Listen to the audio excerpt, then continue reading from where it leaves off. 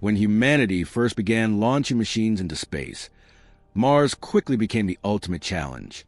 Unlike the Moon, which is relatively close to Earth, Mars lies millions of kilometers away, separated by vast stretches of empty space.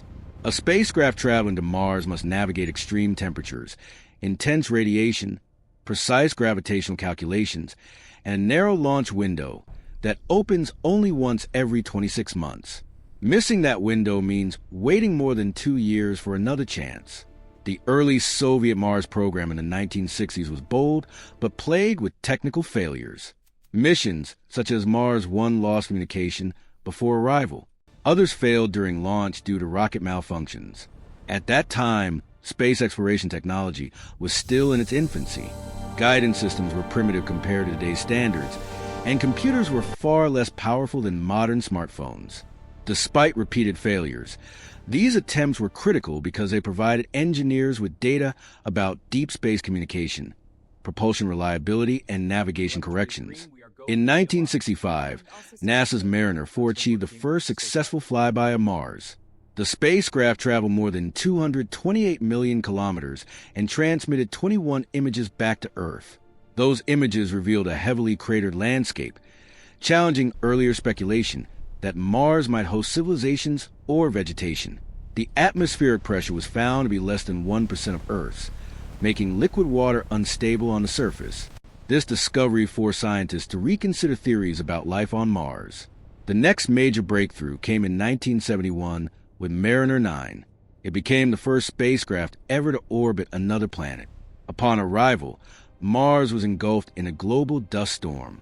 For weeks, the surface was invisible. But when the dust settled, Mariner 9 revealed massive shield volcanoes like Olympus Mons, the largest volcano in the solar system, rising nearly 3 times higher than Mount Everest. It also mapped Valles Marineris, a canyon system stretching over 4,000 kilometers long. These features indicated a geologically dynamic past. In 1976, Viking 1 and Viking 2 performed the first successful landings on Mars. Their life detection experiments remain controversial even today. One experiment, called the Label Release Experiment, detected chemical reactions that could be interpreted as biological activity. However, follow-up tests failed to confirm organic molecules in the soil. Scientists now believe reactive chemical compounds, such as perchlorates, may have interfered with the results. Even though no confirmed life was found, the Viking missions established the foundation of Martian climate science and surface chemistry. After Viking, Mars exploration entered a difficult phase. Several missions in the late 1980s and early 1990s failed, including the Soviet Phobos missions and NASA's Mars Observer. The high failure rate showed how unforgiving Mars missions could be. Roughly half of all Mars missions ever attempted have failed, a statistic that highlights the planet's difficulty. The 1997 Mars Pathfinder mission marked a turning point. Its small rover, Sojourner, weighed only 10.6 kilograms but demonstrated that rovers could autonomously navigate the Martian terrain. Pathfinder also tested innovative landing technology using airbags, which allowed the spacecraft to bounce safely onto the surface. The twin rovers Spirit and Opportunity, launched in 2003, dramatically expanded scientific understanding. Opportunity discovered hematite spheres nicknamed blueberries, which form in water-rich environments. This was powerful evidence that Mars once had persistent liquid water. Spirit, meanwhile, uncovered volcanic rock formations altered by water interaction. These discoveries shifted the scientific consensus. Ancient Mars was not just briefly wet.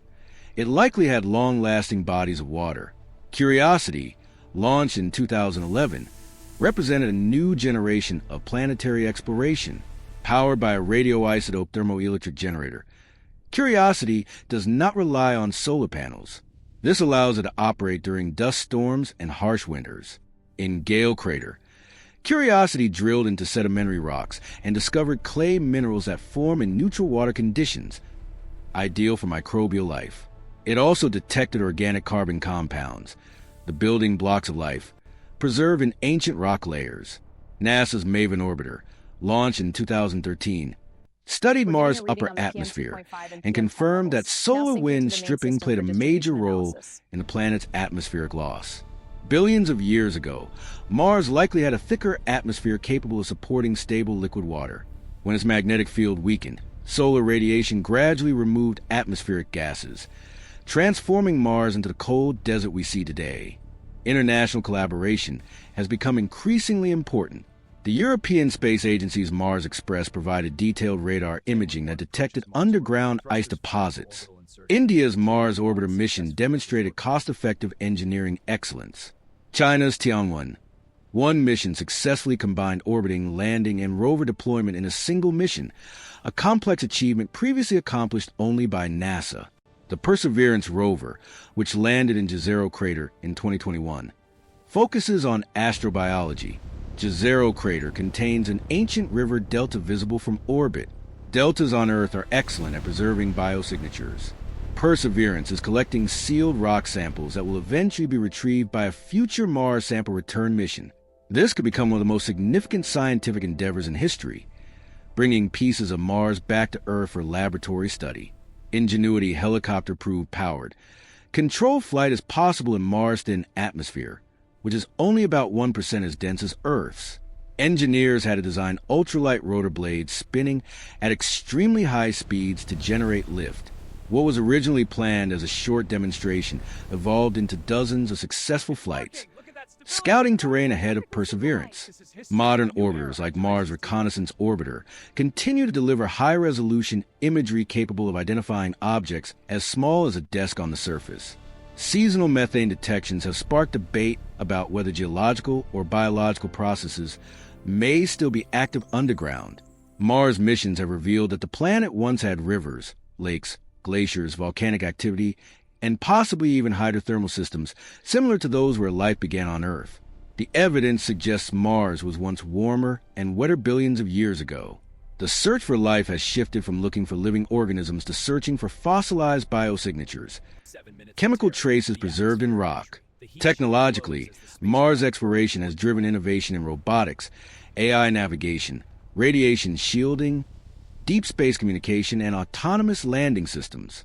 Every rover landing involves the 7 minutes of terror, the period when the spacecraft enters the atmosphere and slows from thousands of kilometers per hour to a gentle touchdown, all without real-time human control due to signal delay. The story of Mars missions is ultimately a story of persistence. Dozens of attempts, many failures, incredible risks. Yet over 6 decades, humanity has built a robotic presence on another world. We have machines analyzing soil, drilling rock, flying alien skies, and preparing samples for return to Earth. Mars is no longer just a red dot in the sky. It is a world we understand in remarkable detail, a world that once may have resembled early Earth. And with every mission, we move closer to answering one of humanity's greatest questions. Was Mars ever alive?